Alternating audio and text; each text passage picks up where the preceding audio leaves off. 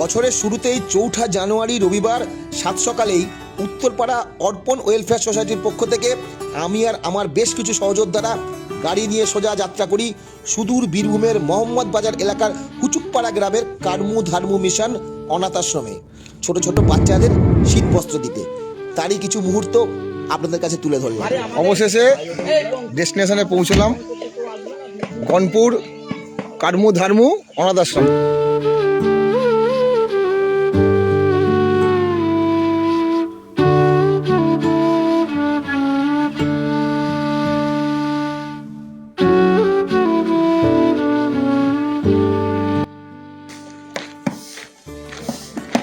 সবাই কেমন আছিস রে? ভালো আছিস? সব পরিষ্কার চলছে? হ্যাঁ,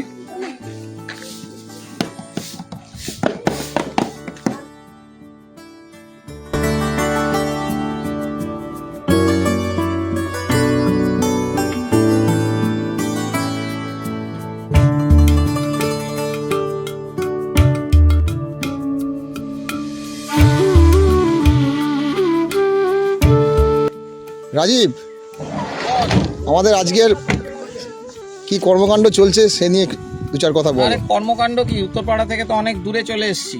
হ্যাঁ, এসছি আমরা এখন বীরভূমের এটা হচ্ছে গনপুর হুচুকপাড়া, ঠিক আছে। এইখানে অনেক বাচ্চারা রয়েছে, এই বাচ্চাদের কিছু শীত বস্ত্র দেওয়ার জন্য এসছি, সঙ্গে কিছু জামা কাপড় আছে, তার সাথে দুপুরের খাওয়া দাওয়ার ব্যবস্থা।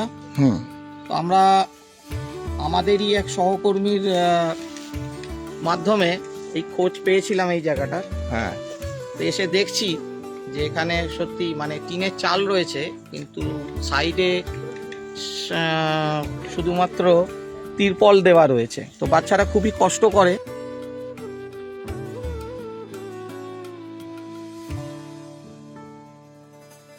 শীতবস্ত্র আছে, জামা কাপড় আছে, ঠিক আছে। এই ভিতরেও কিছু রাখা রয়েছে গাড়ির ভিতরে। এই জায়গাটায় প্রথমবার আমরা এলাম, তো আমরা সেই জন্য দেখছি যে এইখানে বাচ্চাদের জন্য আর কি কি করা যেতে পারে। এখানে গুরুজি আছেন, হ্যাঁ, এখানে মহেশ কিস্কু আছেন, শ্যাম কিস্কু আছেন। তো এনাদের সাথে আমরা কথা বলবো, জিজ্ঞাসাবাদ করব। এবং এই বাচ্চাদের মেন হচ্ছে পড়াশোনার দায়িত্ব, কিভাবে এরা পড়াশোনা করে নিজেদের পায়ে নিজেরা দাঁড়াতে পারে, স্বাবলম্বী হতে পারে, সেই ব্যাপারটা আমরা দেখব। তো আমাদের আসতে অনেকটা সময় লাগলো, কিন্তু এরপরে আমরা মধ্যাহ্ন ভোজনের পরে ওনাদের সাথে একটা মিটিংয়ে বসবো। তারপরে দেখা যাক যদি আমরা আমাদের কর্মকাণ্ডকে আরও এগিয়ে নিয়ে যাব, এবং এই বাচ্চাদের পাশে আমরা আছি, মানে যতদূর করা সম্ভব আমাদের পক্ষে সেটা আমরা করব। খুব ভালো। কি রে, তোরা কি করছিস? নাম কি জিজ্ঞাসা কর। নাম বল। জয়রাম বেসরা। আর তোর নাম? জিতু মুর্মু। জিতু মুর্মু। তোরা এখানে থাকিস?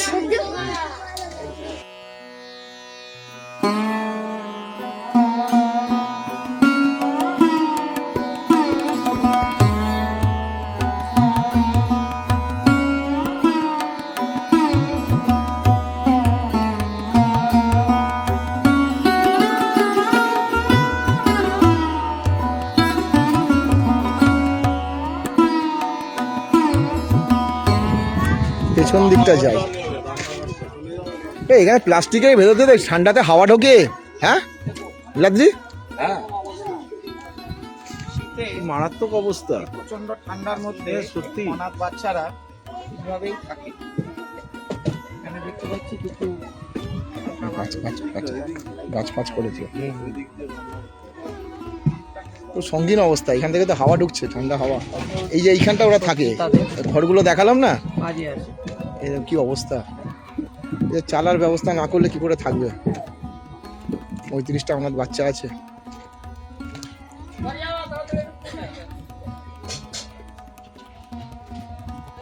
এটা রান্নাঘর,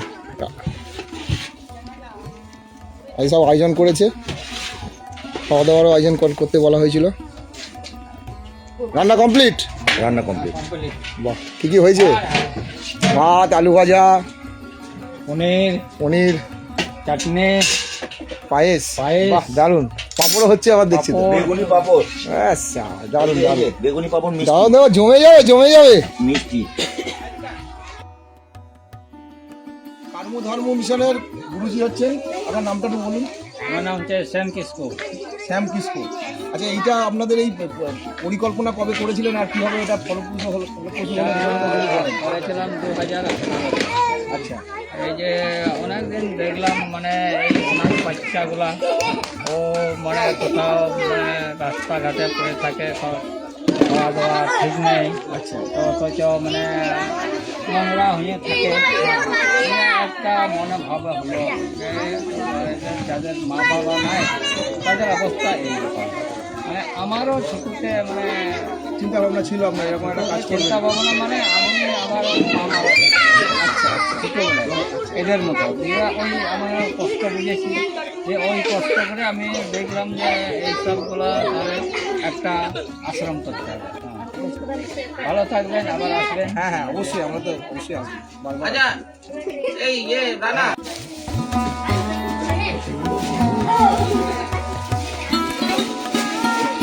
থেকে কর্মস্থল শুরু করে এইটা 6 বছর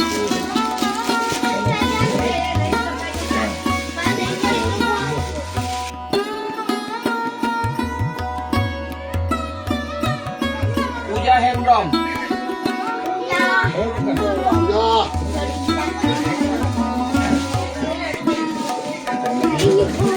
এলিসা সোরেন,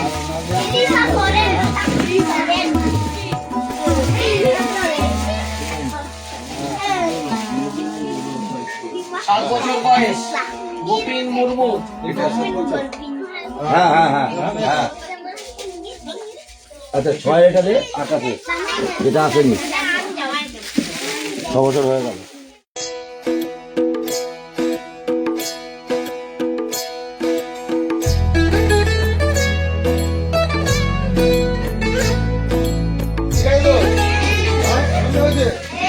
পড়ে দেখেছিস তোরা?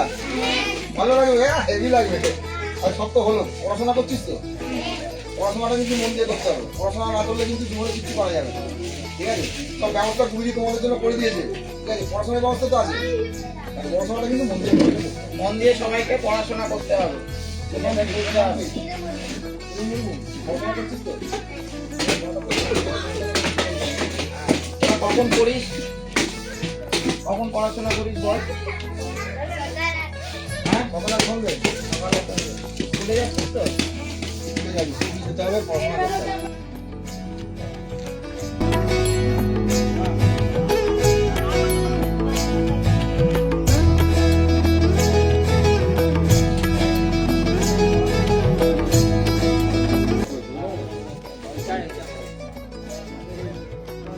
আগে এখন এটা করছি থাকার জন্য বাচ্চাদের থাকার ধাক্কা। তিন তুলে কেউ নেই গ্রাম। আচ্ছা, অভিজিৎ তারা দিচ্ছে রাত 11টা বেজে যাবে। আমি ঠিক আছে? হ্যাঁ ঠিক আছে, তাহলে আমাদের অনেক দূর যেতে হবে। সাড়ে ছটায় বেরিয়েই এলাম, আবার সে আমরা এখন আমরা আবার আসবো, চিন্তা নেই। হ্যাঁ আবার আসবো, চিন্তা নেই। চলো, অভিজিৎ তারা দিচ্ছে মানে অভিজিৎ যখন তারা দিচ্ছে ভাই আমার ঘাড়ে কথা মাথা। টাটা। হ্যাঁ হ্যাঁ হ্যাঁ। এবার ফেরার পালা, তবে আবার আসবো। অনাথ শিশুদের দেখে সাধ্যমতো আরো কিছু করার অঙ্গীকার নিয়ে ফিরে যাওয়া। এ বিশ্বকে এই শিশুর বাসযোগ্য করে যাব আমি, নবজাতকের কাছে এ আমার দৃঢ় অঙ্গীকার। কবি সুকান্ত ভট্টাচার্যের সাথে অর্পণ ওয়েলফেয়ার সোসাইটিরও এ এক দৃঢ় অঙ্গীকার।